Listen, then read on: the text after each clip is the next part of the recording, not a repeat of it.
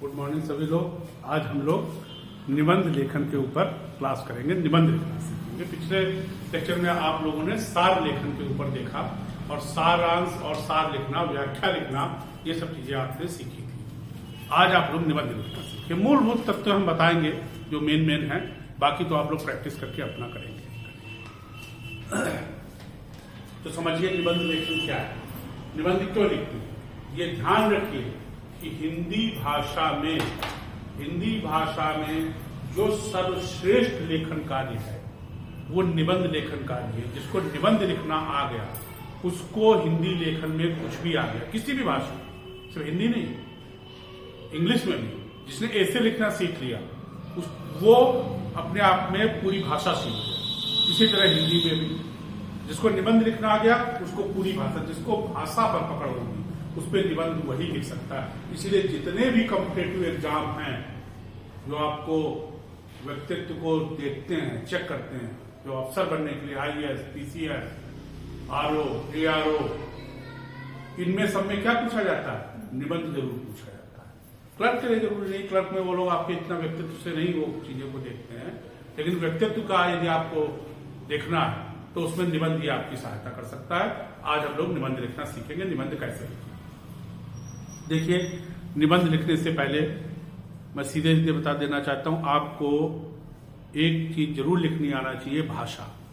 यदि आप अच्छी भाषा ही नहीं लिख पा रहे हैं तो आप कभी अच्छा निबंध नहीं लिख पाएंगे। तो आपको भाषा तो लिखना सीखना है। और मैं ये उम्मीद करके चल रहा हूं कि आप हिंदी या इंग्लिश जिसमें भी ऐसे लिखना सीख रहे हैं आपको वो भाषा अच्छी आती है।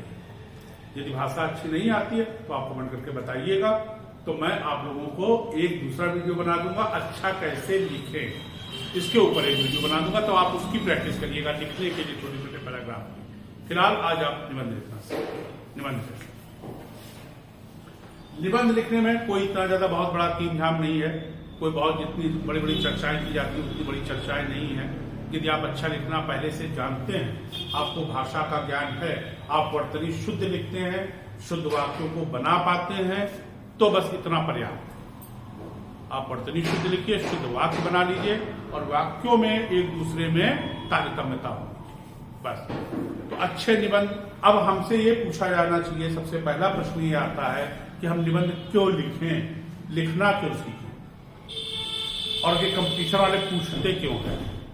तो निबंध कभी भी पूछा जाता है हमारे 3 चीजों को चेक करने के लिए।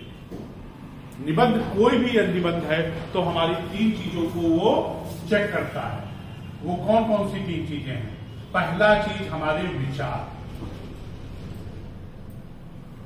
सबसे ऊपर हमारे विचार होते हैं। जब हम कभी कोई निबंध लिखते हैं तो उसमें विचार सबसे ऊपर आते हैं। विचार ये कैसे पल्लवित होते हैं, विचारों का पल्लवन कैसे होता है, विचार कैसे फैलते हैं, कैसे हम ज्यादा सोच सकते हैं। तो विचारों का पल्लवन हमेशा ज्ञान से होता है। विचार कहीं ना कहीं ज्ञान को रिफ्लेक्ट करते हैं। तो इसलिए पहला चीज क्या हो गया, विचार अथवा ज्ञान। मतलब आपने उस विषय पर क्या पढ़ रखा है, कितना पढ़ रखा है, कितना डीप में पढ़ रखा है, आप उस विषय को कितना जानते हैं, कितना नहीं जानते हैं। तो ये चीज है, इसको हम क्या बोलते हैं, विचार अथवा ज्ञान बोलते हैं।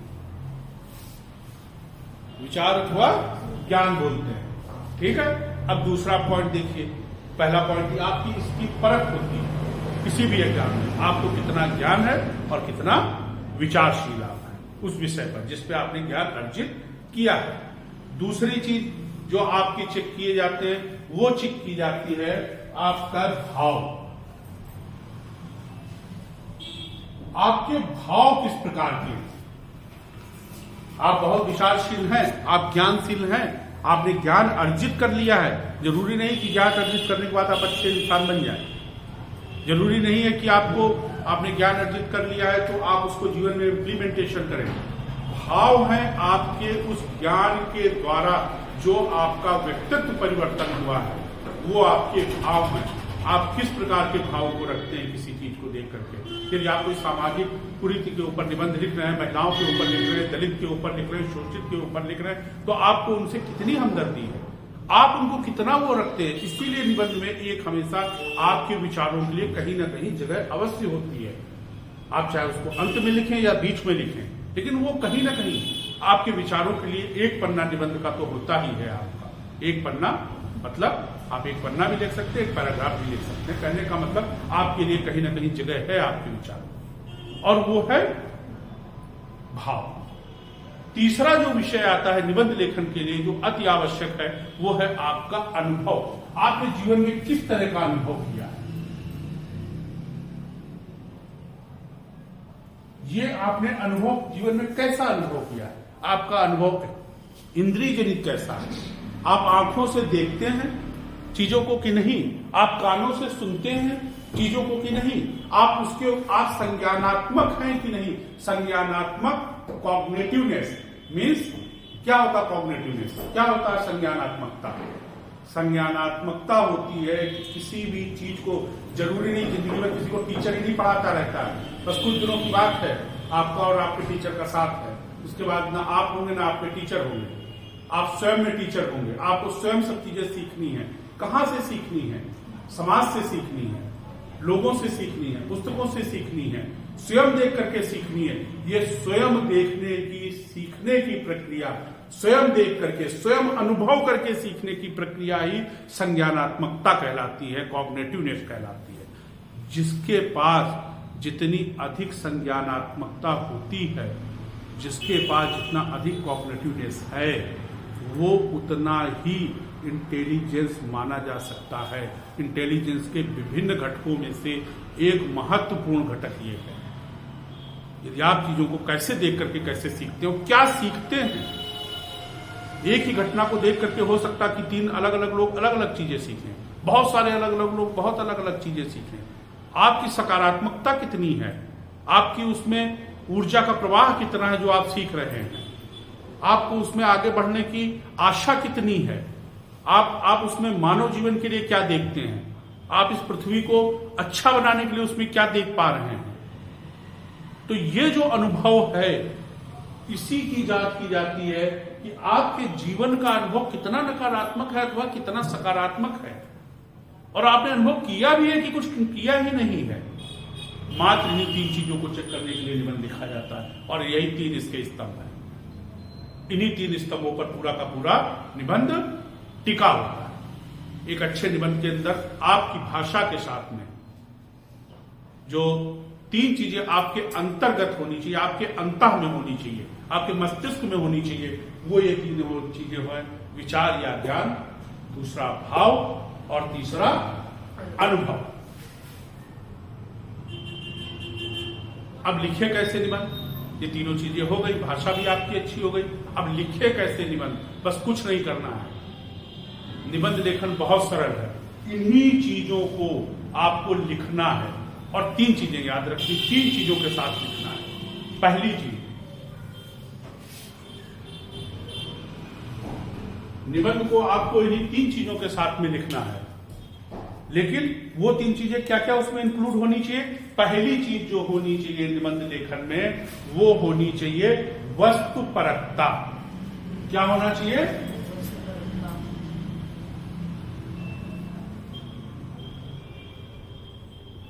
आपसे पूछा गया है निबंध जिसके ऊपर आप उसी वस्तु के ऊपर निबंध लिखें। यदि आपसे यह पूछा गया है निबंध, आप कुछ अमूर्त निबंध जरूर होते हैं जिसमें आप बहुत सारे डायमेंशंस में अलग अलग आयामों में सोच सकते हैं, लेकिन आपको क्रमबद्धता करके वस्तु जो आपसे पूछा गया, जैसे पूछा जाए, एक बार यूपीएससी में निबंध पूछा गया था कि यदि बुढ़ापा सक्षम होता तो जवानी चीखती, ऐसे करके एक निबंध पूछा गया था। तो इस निबंध के आयाम बहुत से हो सकते हैं। हो सकता आप कुछ अलग तरीके से सोचना शुरू करें, दूसरा व्यक्ति अलग तरीके से सोचना शुरू करे, कोई अन्य व्यक्ति अलग तरीके से सोचना शुरू करे। अलग अलग तरीकों से सोचना कोई व्यक्ति शुरू कर सकता है। बहुत सारे आयाम हो सकते हैं, आयामों में भी आयाम निकल सकते हैं, लेकिन वो वस्तुपरकता से नहीं जाने चाहिए, वो बुढ़ापे से दूर नहीं जाने चाहिए, वो यौवन से दूर नहीं जाने चाहिए, और इन दोनों के बीच में जो संबंध स्थापित करने वाली कड़ी है उससे दूर नहीं जानी चाहिए, वो है वस्तुपरकता। मतलब आप विषय से नहीं हट सकते हैं। यदि आपसे निबंध पूछा गया पुस्तक की आत्मकथा, तो आपको पुस्तक की ही आत्मकथा लिखनी है, लेखक की आत्मकथा उसमें बीच में नहीं उछलनी है। यदि आपसे पूछा जाए पुष्प की आत्मकथा, तो आपको पुष्प की ही आत्मकथा लिखनी है। यदि आपसे पूछा जाए वायुयान, तो वायुयान के बीच में वायु लिखिए, वायुयान का आविष्कार या वायुयान के ऊपर ही निबंध लिखिए, तो आपको उसमें बीच में रॉकेट नहीं डालना, रॉकेट के बारे में नहीं विज्ञान बताने लोग। हाँ, जो तारतम्यता है, जहां तक वो उसको वस्तु परखता है, मतलब उस वस्तु के साथ चल सकता है, उसको एक्सप्लेन कर रहा है, वो क्या है? वो जो है वस्तु परकता से दूर नहीं हटना चाहिए, बस उतना आप डाल सकते हो। पहला चीज आपको क्लियर हो गई कि आप टॉपिक हमेशा निबंध में ये ध्यान रखिए, जो दिया हुआ निबंध हो उसकी आप एक लाइन लिखिए। और आप लोग को कोई निबंध, यहाँ क्लास में बैठे किसी को याद हो कोई निबंध, बोलो कोई निबंध याद हो किसी को जो पूछा गया हो यूपीएससी या यूपीपीसीएस में। यूपीपीसीएस में तो जनरली मूर्ति निबंध ही पूछता है, बहुत सरल निबंध आते हैं, उसके टॉपिक में कोई भी इधर उधर भटकाव नहीं हो सकता, वो सीधा सीधा पूछता है यूपीपी से। यूपीएससी जरूर अमूर्त निबंधों को पूछता और लगातार अमूर्त निबंधों की संख्या बढ़ाता जा रहा है, तो उसमें आपके अलग अलग आयाम निकलते हैं। लेकिन आपको किस आयाम में जाना वो भी मैं कभी आपको बताऊंगा, धीरे धीरे लेकर चलूंगा कि किस आयाम की तरफ आपको जाना है, हर आयाम की तरफ नहीं जाना है। तो ऐसे निबंध उनकी वस्तुपरकता होनी चाहिए। दूसरा वस्तुपरकता हो गई। दूसरा निबंध में हम क्या ध्यान रखते हैं? 3 चीजों को अपनी व्यक्त करने के लिए क्या क्या चीजें उसमें ध्यान रखते हैं। दूसरा जो है, हमने अभी व्याख्या करने वाली भाषा शैली बताई थी ना कि व्याख्या करने वाली भाषा, वो व्याख्या ही निबंध है। व्याख्या का सर्वोच्च रूप ही निबंध कहलाती है, उससे बड़ी व्याख्या नहीं की जा सकती। उससे बड़ी व्याख्या तो उपन्यास ही लिखा जा सकता है बस के। तो उपन्यास एक कहानी का मिश्रित रूप है, कहानी और व्याख्या का। लेकिन निबंध जो विशुद्ध रूप से व्याख्या का यदि ये बोला जाए तो निबंध ही है व्याख्या का। तो कहने का मतलब ये है कि आपकी वस्तुपरकता होनी चाहिए, और दूसरी चीज क्या होनी चाहिए? भाषा। कैसी भाषा? प्रभावशाली भाषा होनी चाहिए। आपको पूरा भाषा का प्रभाव हो, आप हर चीज के मास्टर हो, आप अलंकार का प्रयोग कर सकें, आप लोगों की उसका प्रयोग कर सकें, आप घटनाओं का, कथाओं का प्रयोग कर सकें, मतलब आप अच्छा निबंध लिख सकें। और तीसरी चीज कुछ ज्यादा नहीं है, तीसरी चीज है कि इसका क्रमबद्धता। आपको मैटर बहुत पता है, वस्तुपरकता आपके अंदर है, बहुत सारा मैटर आप जानते हो, और भाषा भी आपकी अच्छी है, लेकिन आपने इधर उधर लिख दिया, आगे पीछे लिख दिया, उसमें वस्तुपरकता है ही नहीं। उसमें यह पता ही नहीं चल रहा कि पहला पैराग्राफ यदि आपने लिखा, मान लीजिए आपसे वायुयान के आविष्कार के बारे में पूछा जाए, तो आपने पहले प्रस्तावना लिखा, अभी अलग अलग अंग होते हैं निबंध के, वो बता देंगे। आपने कुछ लिखा उसके बारे में, और पहले आपने लिखा उसके आविष्कार के बारे में, फिर अचानक उसके आधुनिक संस्करणों के बारे में लिखा, फिर आप बताने लगे उसके इतिहास के बारे में। तो ये क्या हो गया? एक क्रमबद्धता नहीं है। तो निबंध में क्या होनी चाहिए? भाषा अच्छी हो, वस्तुपरकता हो, उसके साथ में क्रमबद्धता एवं कसावट, विचारों की क्रमबद्ध रूप से विचार बह रहे हो, जैसे नदी में पानी बहता है, नहर में पानी बहता है, बिल्कुल उसकी तरह से एक के बाद दूसरा कहां से खत्म किया जा सकता है और कहां से तोड़ा जा सकता है, ये ना पता चल पाए। जब एक लाइन लिखी जाए तो वो अगली लाइन के लिए भूमिका हो, और उससे अगली लाइन के लिए रिजल्ट हो, निष्कर्ष हो, इस तरीके से हो। कोई ये न निकाल पाए कि इस पैराग्राफ को कहां से हम तोड़ दें, वो है सही निबंध। तो तीसरा जो है वो है इसकी कसावट अथवा क्रमबद्धता। कहने का मतलब कसावट, फालतू की चीजें भी नहीं होनी चाहिए उसमें। भाषा को अलंकारिक पूर्ण बनाने या आप उसको सौंदर्यपूर्ण भाषा बनाने के चक्कर में उसको ये नहीं कि आप फालतू की इधर उधर की चीजें लिखने लगे या अपने सेंटेंस को अलग तरीके से करने लगे। आपको क्रमबद्धता और कसावट के साथ निबंध लिखना है। यही 3 मुख्य चीजें होती हैं जो किसी निबंध को अच्छा बनाती हैं, और ये 3 चीजें होती हैं जो किसी निबंध में आपसे पूछी जाती हैं, और एक कॉपी जो आपकी चेक करेगा वो ये उम्मीद करेगा कि आप इन 3 चीजों का उसमें कहीं ना कहीं कुछ न कुछ पुट अवश्य रखें, वो निबंध खुद। अच्छे निबंध लेखन में बस इतनी सी बात हो गया। अच्छा निबंध लेखन, इतना आप ध्यान देंगे तो आपको निबंध में अच्छा लगेगा। अब कुछ चीजें और आती हैं निबंध की, जो कि पढ़ा हो उसको।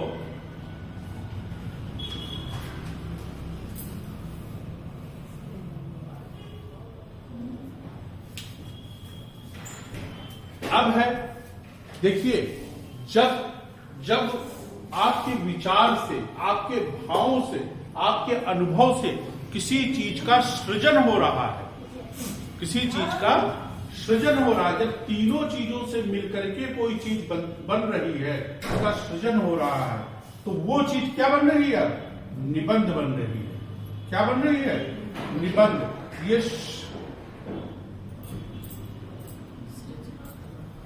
ये सृजनात्मकता है एक प्रकार की निबंध लेखन।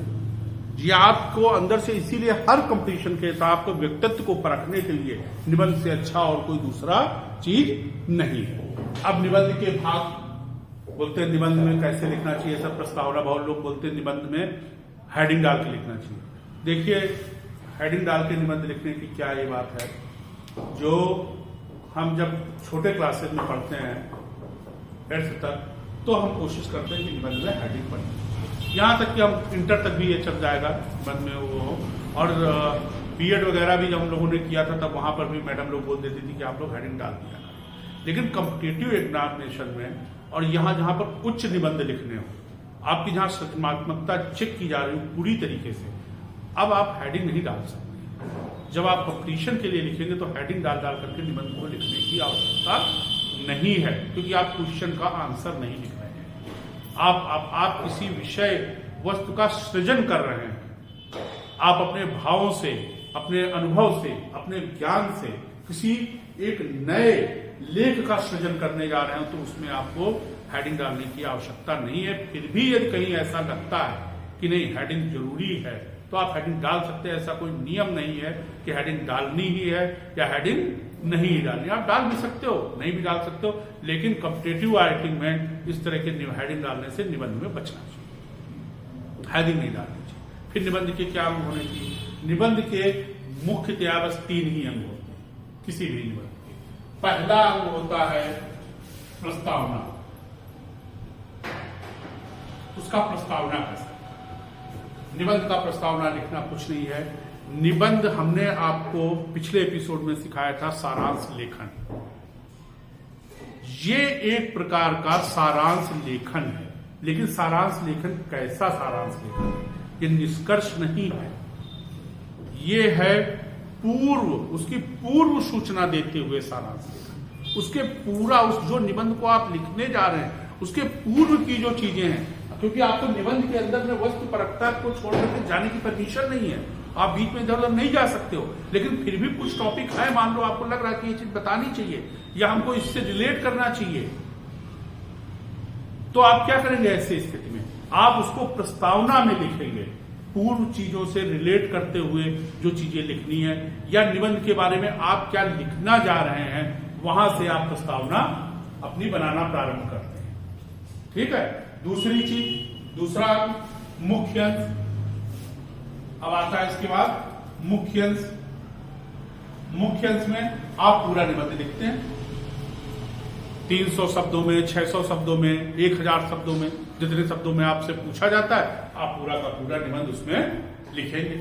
और इसके बाद अंत में आता है उपसंहार। तो उपसंहार क्या है? यह है निष्कर्ष, रिजल्ट, कि आप अपने विचारों के द्वारा इसको उत्पन्न कर रहे हैं ना, तो आपके पास अनुभव भी है, ज्ञान भी है, और आपके अपने भाव भी हैं, उसमें सब चीजें हैं। आपको लास्ट में ये बताना है कि हमने जो चीज शुरू की थी और उसके बारे में इतना डिटेल से हमने आपको बताया, हर चीज बताई डिटेल से, तो उसके बाद करना क्या चाहिए, निष्कर्ष क्या निकलता है, हमें क्या क्या होना है, इसी विषय पर कौन सी पॉलिसी, ये पॉलिसी वाला निबंध है, मान लीजिए कोई जो राजनीति शास्त्र से संबंधित हो तो उसमें पॉलिसी वगैरह की चर्चा होगी निष्कर्ष में। यदि वैज्ञानिक निबंध है तो आगे की बात की चर्चा होगी कि इस टेक्नोलॉजी का कैसे कैसे, आपने तो बता दिया होगा कि टेक्नोलॉजी कैसे प्रयोग हो गई, कैसे प्रयोग हमने कर ली, क्या कर लिया। अब आगे की उस टेक्नोलॉजी को आगे की चर्चा होगी, आगे की राह उठाई जाएगी, तो वो उसका उपसंहार बनेगा। मतलब निष्कर्ष ही यहां पर लिखा जाना चाहिए और आगे भविष्य की बात की चर्चा यहां पर। ये 3 चीजें होती हैं मुख्य अंश में, और सारा सब कुछ जितना भी विषय वस्तु होता है उसका कवर हो जाता है निबंध लेखन में। ये 3 प्रमुख पॉइंट है। इतना आगे समझ में?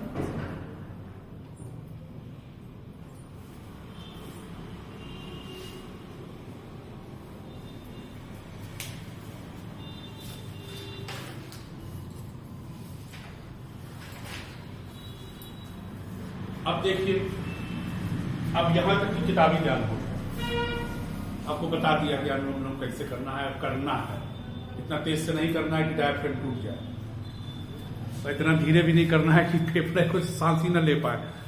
ठीक है, तो अब अनुभव, ये अनुभव से होगा, अनुभवजन्य।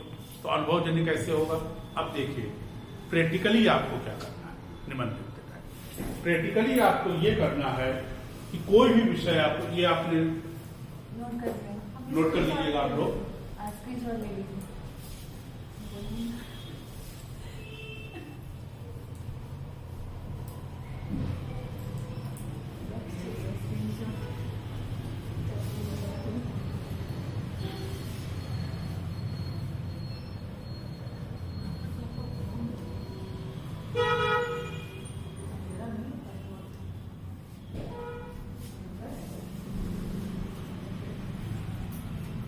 अब हम इसकी रूपरेखा, कैसे एक रूपरेखा बनाएंगे। तो सबसे पहले हमने बताया आपको कि प्रस्तावना, सबसे पहले आप प्रस्तावना लिखें। देखिए इसके बाद जो मुख्य अंश है, मुख्य अंश जो है इसका, इसी की रूपरेखा सर्वाधिक महत्वपूर्ण है। मुख्य अंश, इसमें आप क्या करिए, आप 1-2 मिनट अपने को समय दीजिए। निबंध लिखने से पहले 1 मिनट का आप अपने को टाइम दीजिए। पर आज जो लिखते लिखते धीरे धीरे जो लोग मर्मज्ञ हो जाते हैं, उन लोग को कोई समय की जरूरत नहीं, उनके मस्तिष्क में ही उनकी रूपरेखा बन जाती है और लिखते चले जाते हैं, उनको कोई बनाने। लेकिन आप लोग नए कॉम्पिटिटिव एग्जाम की तैयारी कर रहे हैं, क्योंकि आपको एक वहां पर बुकलेट मिलेगी जिसमें प्रश्न भी छपा होगा, उत्तर भी उसी के नीचे, आप काट कूट के दोबारा पेज फाड़ के दूसरे जगह नहीं फेंक सकते हो, या पेज चेंज करने की आपके पास आजादी नहीं है वहां। तो इसलिए बेहतर है कि आप रूपरेखा बना लें कहीं रफ पर, पीछे के पृष्ठों में या कहीं भी रफ पर बाएं दाएं तक दोनों तरफ मार्जिन दिया जाता है, आप वहां भी रूपरेखा अपनी बना सकते हैं निबंध। तो रूपरेखा में आप इसको डिसाइड करिए कि हम क्या लिखेंगे। जैसे आप रूपरेखा डिपेंड करेगी आपके कि आप किस प्रकार का निबंध लिख रहे हैं। तो निबंध प्रकार भी निबंध में 3 प्रकार होते हैं। एक होता है, हमने जो 3 चीजें बताई थी, आपसे 3 चीजें जानना चाहता है, उसमें से क्या चीज वो ज्यादा जानना चाहता है, उसी के आधार पर निबंध की रूपरेखा बोल दी गई है। ठीक है, यदि वो आपके अनुभवों के बारे में ज्यादा जानना चाहता है, यदि आपके वो अनुभवों के बारे में ज्यादा जानना चाहता है, तो वो वर्णनात्मक निबंध बोलेगा। आपको कौन सा निबंध बोलेगा? यदि वो आपके ज्ञान के बारे में ज्यादा जानना चाहता है कि नहीं, मतलब कितना ज्ञान है, तो जो ज्ञान जन्य निबंध है, जो ज्ञान के ऊपर डिपेंड है, इस प्रकार का कैसा होगा? जैसे वैज्ञानिक निबंध है, अब आपसे पूछा वो टोटल आपके ऊपर, ज्ञान के ऊपर, आपकी ज्ञान की, या किसी पॉलिसी के ऊपर निबंध है, कोई ऐसी नई नीति आई, कृषि की नई नीतियां आई, आपसे बोल दिया कि कृषि की नीतियों की चर्चा करते हुए, या कृषि की नीतियां वापस हुई, तो उसको बोल दे कि आप उसकी आलोचना कीजिए, आप उसके बारे में लिखिए कि उससे क्या हानियां हैं, लागू हो जाती तो क्या लाभ होते। तो ये आपके ज्ञान जन्य निबंध है। तो ये आपका ज्ञान प्रधान निबंध हो जाएगा। वर्णनात्मक निबंध, ज्ञानात्मक निबंध, और तीसरा होता है भाव प्रधान निबंध, भावात्मक निबंध। जैसे आपसे पूछ दिया गया पुस्तक की आत्मकथा, पुष्प की आत्मकथा, और ये भावात्मक निबंध जो ललित निबंध आते हैं, ललित निबंध एक होते हैं। पलाश के फूल के ऊपर निबंध लिखिए, आपने निबंध लिखना शुरू कर दिया। हे टेशु, तुम जंगल में उस दावानल की तरह से दैदीप्यमान हो रहे हो। मुझे तो ऐसा दूर से प्रतीत होता है कि जैसे कि स्वयं सूर्य भगवान अंशुमाली स्वयं जंगल के बीच से उदित होते हुए प्रतीत हो रहे हैं। तो ऐसे शब्दों को डाल करके इस तरह से ललित निबंध लिखे जाते हैं। खैर हम ललित निबंध की ज्यादा चर्चा नहीं करेंगे, लेकिन ललित निबंध भी भावनात्मक निबंधों में ही आ जाते हैं। तो ये भावनात्मक निबंध होते हैं। वर्णात्मक निबंध में साहित्यिक निबंध, जैसे साहित्य के ऊपर कहीं पूछा गया आपसे निबंध, तो साहित्य के ऊपर साहित्य और समाज, तो ये वर्णात्मक निबंध है, आपको वर्णन से उसको लिखना है। तो ये 3 तरीके के निबंध हैं। इन तीनों तरीके के निबंध की जो रूपरेखा होगी वो अलग अलग प्रकार की। आप जब 5-6 निबंध लिखेंगे हर टाइप का, तो आपको स्वयं में आ जाएगा कि कैसे रूपरेखा बनानी है। रूपरेखा में आप छोटे छोटे पॉइंट, जैसे हम ले लेते हैं भावनात्मक निबंध लेते हैं, तो पुष्प की आत्मकथा।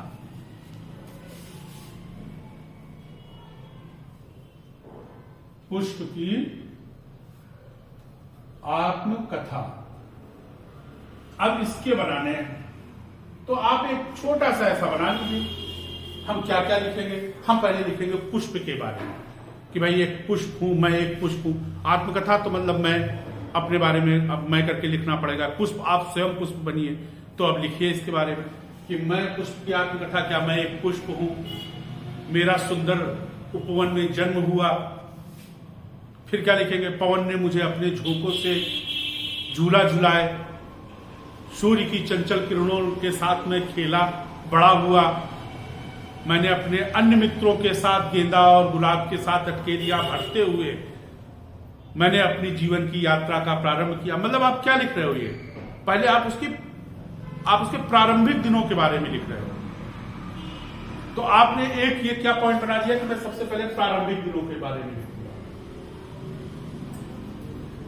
प्रारंभिक दिन के बारे में लिखने का मतलब है कि हम उसके साहित्यिक वर्णन करेंगे, उसकी अच्छाई के बारे में बताएंगे। फिर दूसरा पुष्प का, अब आप जब करेंगे प्रारंभिक दिनों का आपने वर्णन, फिर आप मेरा नाम, मैं पुष्प हूं, मेरा एक नाम सुमन भी है।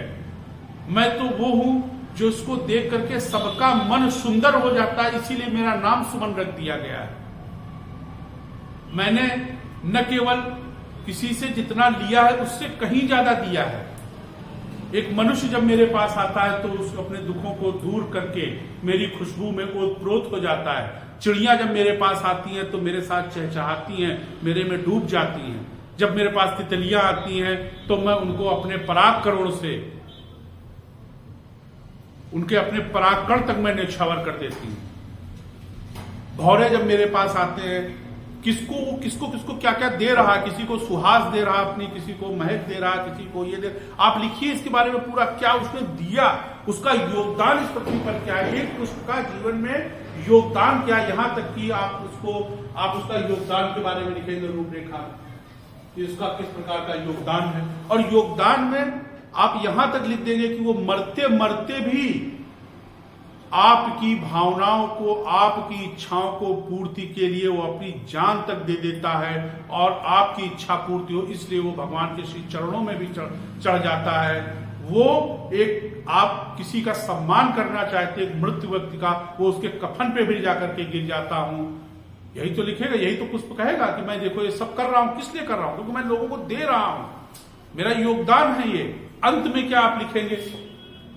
अंत में क्या लिख सकते हैं? आप उसकी पीड़ा लिख सकते हैं कि मैंने तो सबको दिया, मैं तो जीवन भर देता ही रहा, लेकिन मेरे साथ लोगों ने कैसा व्यवहार किया, मुझे क्या दिया, क्या मुझे भी उतना प्यार मिला लोगों से? मेरा बचपन तो बहुत अच्छा भी था प्राकृतिक, लेकिन जब मैं मनुष्य के उसमें आ गया तो मुझे मनुष्यों ने किस प्रकार से मेरे को उखाड़ लिया, किस प्रकार से तोड़ लिया, किस प्रकार से मुझे चढ़ाया और चढ़ाने के बाद में मुझे किस तरह कचरे के ढेर में फेंक दिया। मैं व्यर्थ हो गया, बेकार हो गया, मेरा जीवन मैंने जिनके लिए वो कर दिया, उसने मेरी कोई इज्जत नहीं की। इस तरीके से आप लास्ट में इसको लिख सकते हैं, उसकी पीड़ा लिख सकते हैं और तब उसके बाद आप उसका जो निष्कर्ष है लास्ट में उसका उपसंहार लिख सकते हैं। तो ये 3 पॉइंट, अब ये इस तरह का निबंध है कि इसमें 3-4 पॉइंट से ज्यादा नहीं बनाए जा सकते। तो जितने पॉइंट होंगे आपके पास वही आपके निबंध की पैराग्राफ बनेगी। कोई ऐसा नियम नहीं है कि निबंध को 11 पैराग्राफ में लिखना चाहिए। एक दिन हम देख रहे थे, कोई निबंध पढ़ा रहे थे, उन्होंने बोला 11 पैराग्राफ का आदर्श निबंध होता है। अरे 11 पैराग्राफ कोई वो लिख रहे हो क्या? ये कला है,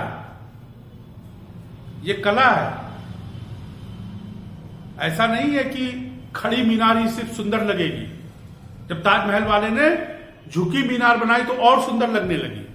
ये कला है, आप कैसे अपने अनुभवों से, कैसे अपने विचार से, कैसे अपनी कल्पनाशीलता से उसको अच्छा लगवा सकते हैं।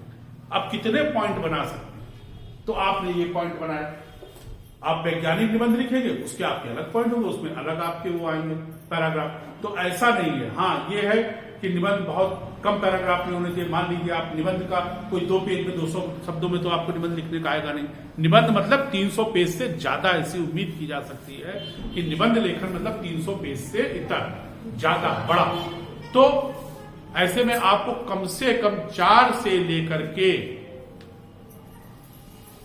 4, 5, 6, 8, 10, 11, मान लीजिए 1000 पेज का लिख रहे तो 15 पैराग्राफ आप बना सकते हैं। आपके पास दिमाग में पॉइंट हो, वो पॉइंट हो, और वो पॉइंट कैसे काम करेगा। अब देखिए, आपने संक्षिप्त लेखन किया था, सारांश लिखा था, वो पॉइंट शीर्षक के कार्य करेंगे उन पैराग्राफों को लिखने के लिए।